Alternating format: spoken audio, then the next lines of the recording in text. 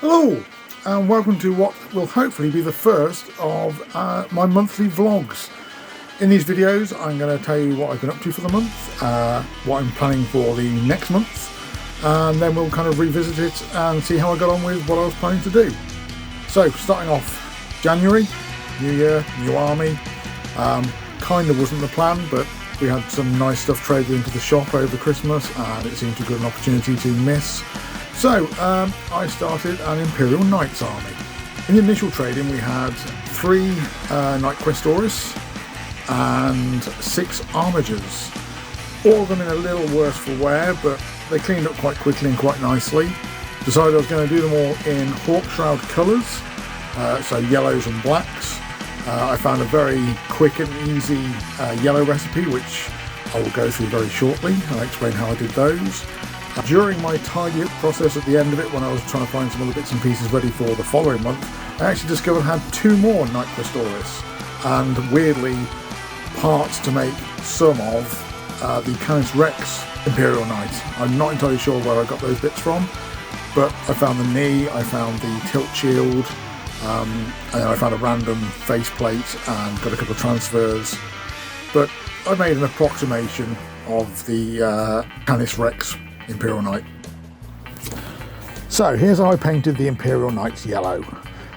Started off with Colourforge Hyrax Brown. Use that primer. You can go on pretty heavy-handed with this stuff. I actually did go a little bit too heavy-handed when I was priming this, but as you'll see, once it's dried, it shrinks back quite nicely. It's very forgiving. Once that's properly dry, I then hit it with a zenithal highlight of Rogue Pink, again another Colourforge wonderful spray. Give that a good dusting all over. Next up, I broke up the airbrush and I did some highlighting on all the large areas that were going to be yellow with Game Air 713 Squid Pink.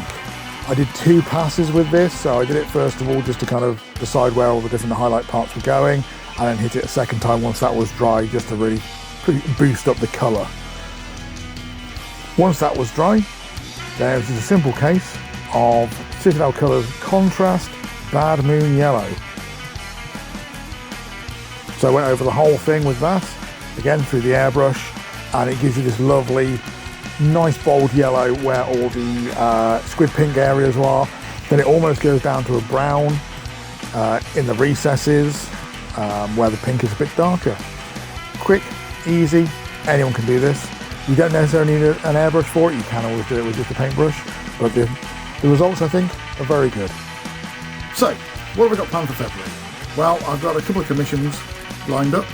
I've got to paint these 3D printed mega squigs for a client. He's got an Apocalypse game coming up in March, I believe. And he's asked me to build and paint these for him. Sort of a bit different, quite cool, funky looking models. So try and get those done this month.